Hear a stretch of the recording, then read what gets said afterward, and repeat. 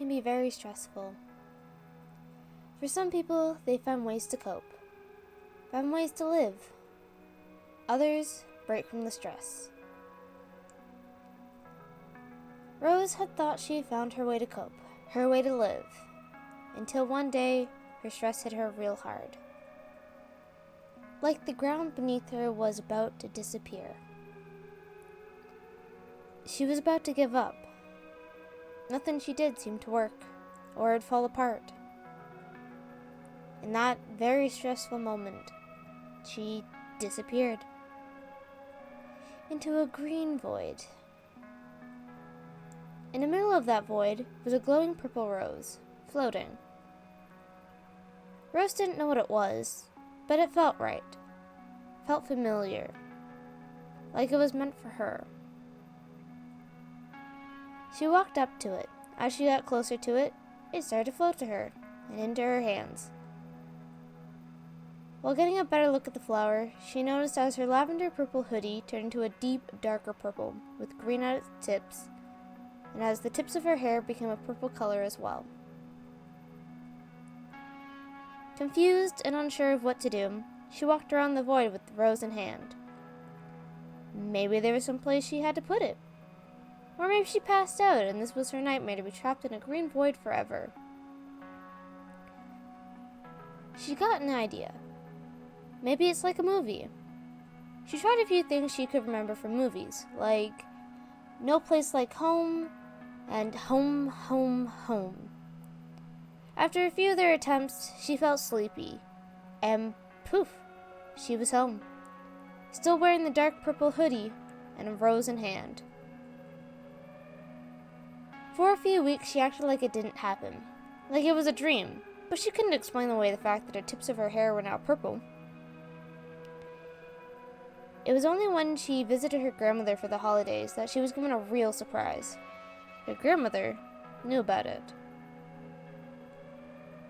Rose and her grandmother spent hours before dinner talking.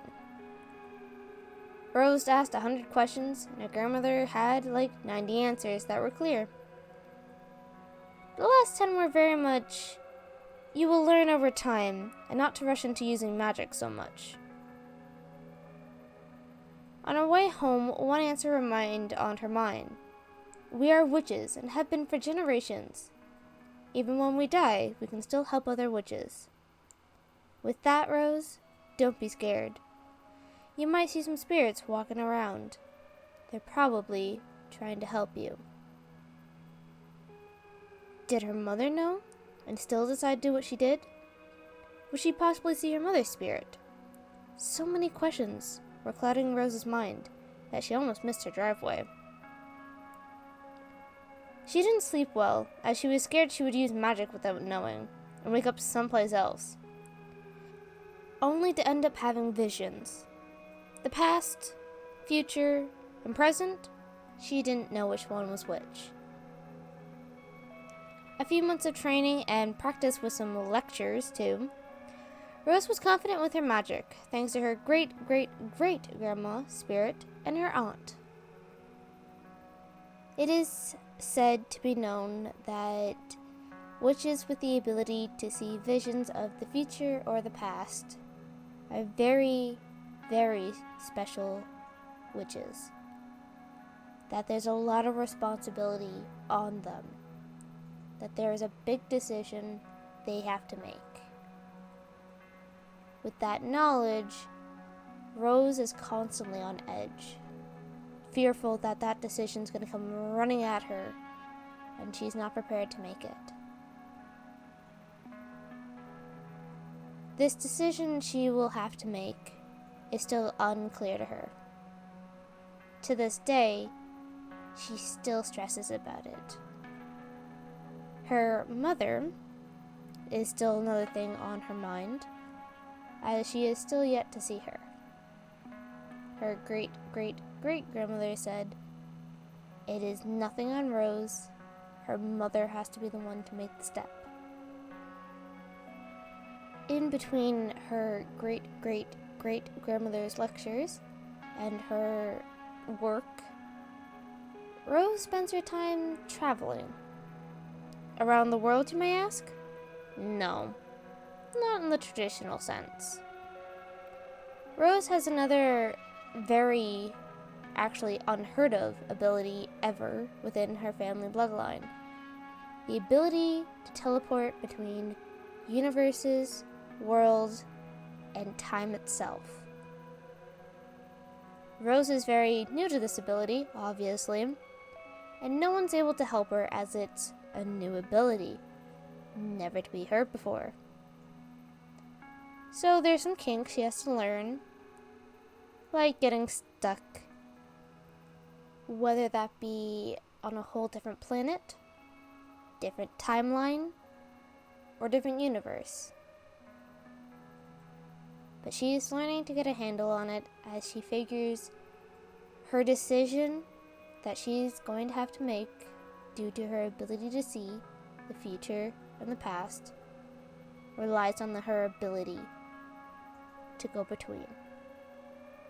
Her ability to be able to go talk with lots of people. And with this newfound ability of being able to travel between time, Rose has figured when that moment comes, if she's not ready for it, she can just disappear. And that is what she's preparing herself for. To either make that decision then, or have the ability of control to just dip.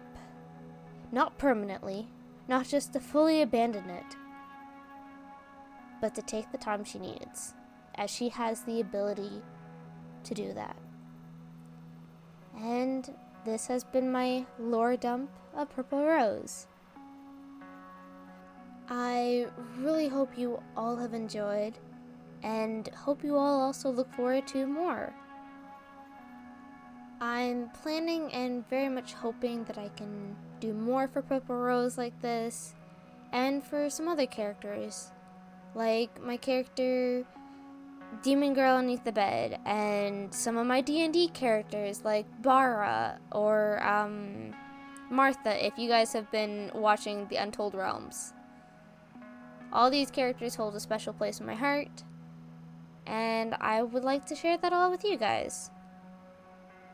I don't want to rant too much here, so I'm just going to quickly say thank you all for watching again. I very much appreciate it, and I hope to see you all next time. Bye-bye!